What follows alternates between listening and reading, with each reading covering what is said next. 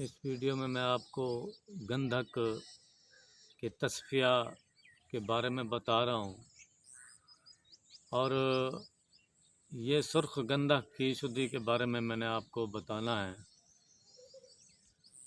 सुर्ख गंधक की शुद्धि तस्फिया यानी सफाई के मुख्तलिफ़ किताबों में मुख्तलिफ़ तरीक़े हैं।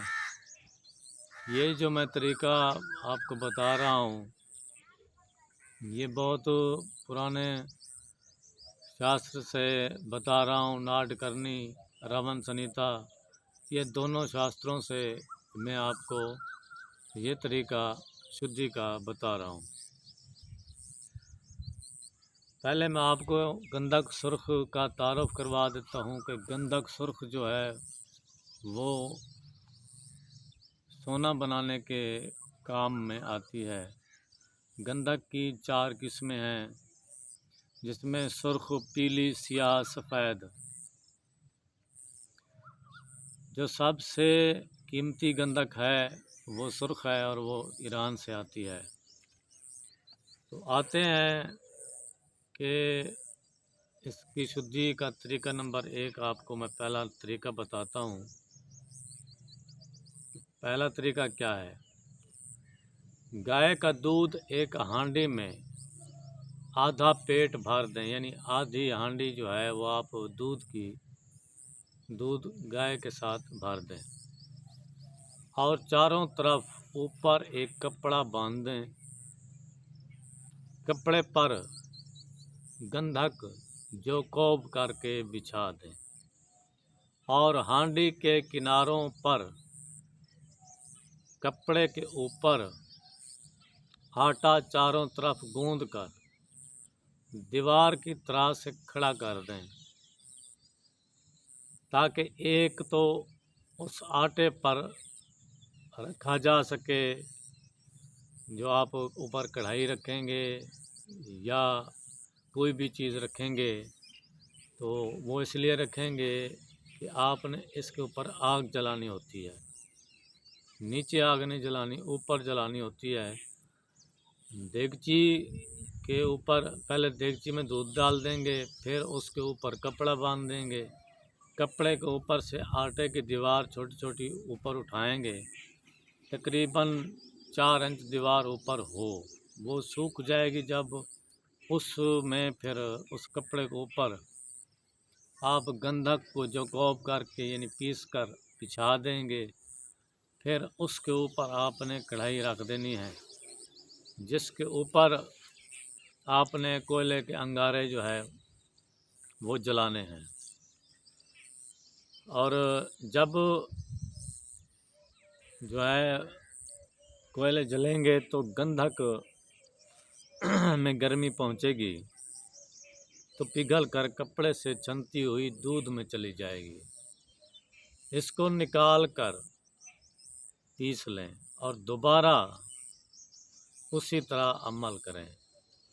यही अमल आपने 7 बार ऐसे ही करना है और इसके बाद ये शुद्ध हो जाएगी। अगर यही अमल आप 100 मरतबा करते हैं तो ये गंधक फिर अक्सीर बन जाएगी।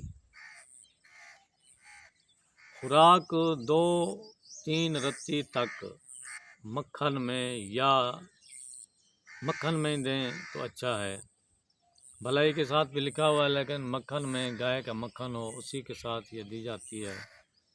और हमेशा 1 रत्ती ही देनी चाहिए। हर मर्ज़ में ये जो अक्सीर गंधक है, अक्सीर तैयार हुआ है, यह हर मर्ज़ के लिए है और हर मर्ज़ में बिला झिझक इसको इस्तेमाल करवाया जा सकता है। इसका कोई भी ख़तरा नहीं है। और आते हैं तरीका नंबर 2 की तरफ।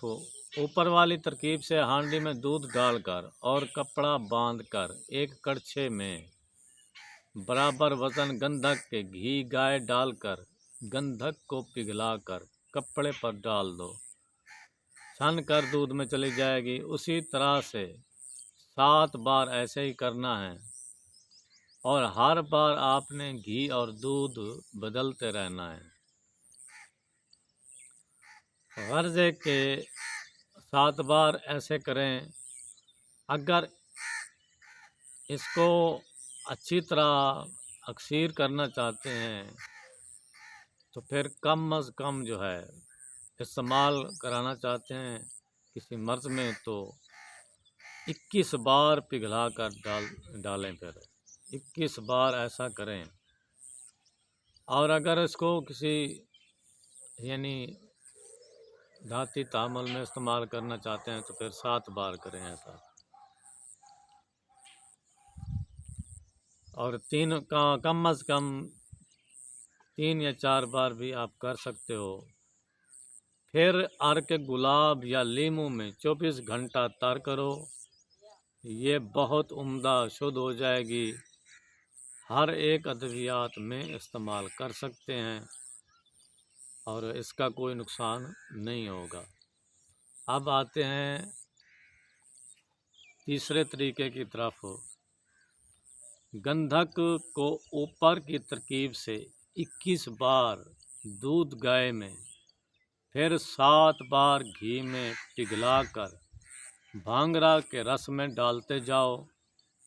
फिर इसको 3 रोज़ तक दूध मदार में खरल करो। फिर 3 बार घी में पिघलाकर दूध में डालो। बाद अज़ां 1 हफ्ता तक घी कुंवार के रस में खरल करके सुखा कर रख लो।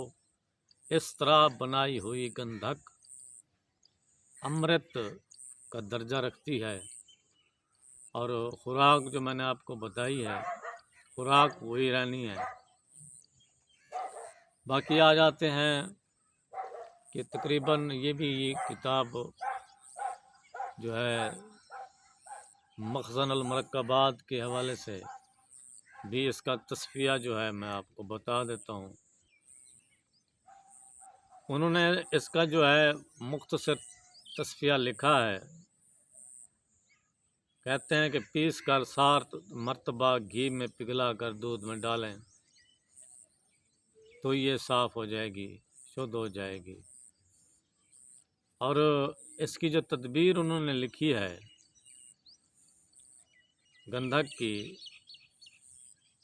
कि तदबीर में जो है उन्होंने मुख्तसर सा लिखा है, इसका कोई ख़ास नहीं लिखा।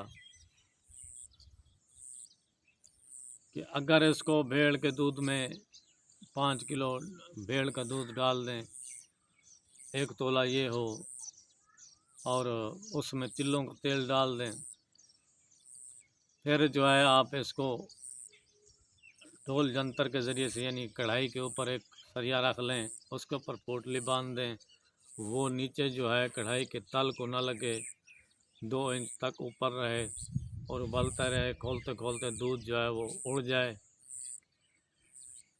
और तेल जो है वो बाकी रह जाए तो ये गंधक भी आपकी शुद्ध हो गई है। और तेल जो है आप दाद, खारिश, चंबल, स्किन एलर्जी और कैंसर के ज़ख्म के लिए इस्तेमाल कर सकते हैं इसका। और इसके अलावा आपने अगर इसका फिर रोगन तैयार करना है तो पुराने वैद और शास्त्रों के हवाले से मैं आपको बताऊंगा कि इसका रोगन आप कैसे तैयार कर सकते हैं। जब बारिश होती है या कहीं से भी आपको ताज़ा खरातीन मिल जाएं, वो खरातीन 1 तोला के लिए 1 पाव इकट्ठे कर लें, धोकर उसी वक्त साफ़ कर लें पानी से। याद रखें कि उन खरातीन को आपने डिस्टिल वाटर से धोना है। धोकर तांबे की डोली में डाल दें या तांबे की हांडी हो उसमें डाल दें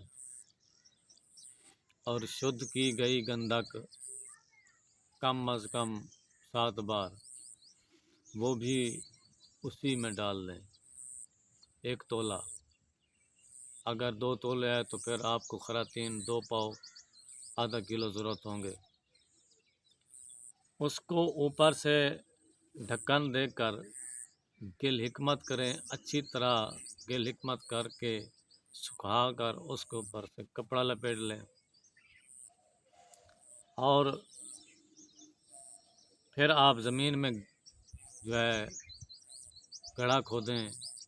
गड्ढा खोद के इसके बाहर से अनबुझा चूना लगा दें, मोटी तय चढ़ा दें अनबुझे चूने की। फिर जैसे गोबर होता है गाय का, वो इसके बाहर दे दें, वो भी तकरीबन आधा फुट तक बाहर होना चाहिए। उसके बाद इसको दफन कर दें। 40 दिन बाद आप इसको निकालें।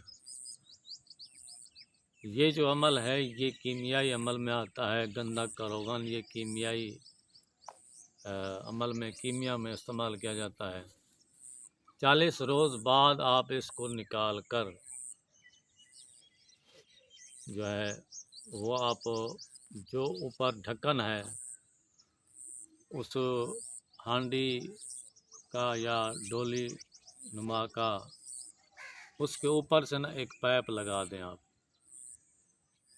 सुराख करके एक पाइप लगा दें ताकि इसका धुआं जो है वो आप या आब हवा में शामिल ना हो, वो ऊपर जाए। आँखों को, नाक को, मुंह को या आप ढक लें मास्क से, आँखों पर ऐनक चढ़ा लें ताकि धुआं आपके नथनों में, मुंह में या आँखों में बिल्कुल न जाए, क्योंकि ये अमल बहुत ही ख़तरनाक होता है। और इसको 81 डिग्री पर दर्जा हरारत पर हीट दें। 81 डिग्री पर, 81 डिग्री से ऊपर नहीं देना इसको। तकरीबन जब 81 डिग्री 1.25 घंटा आप इसको रखेंगे तो आप उसके बाद इसको जो है आग ख़त्म कर देनी है।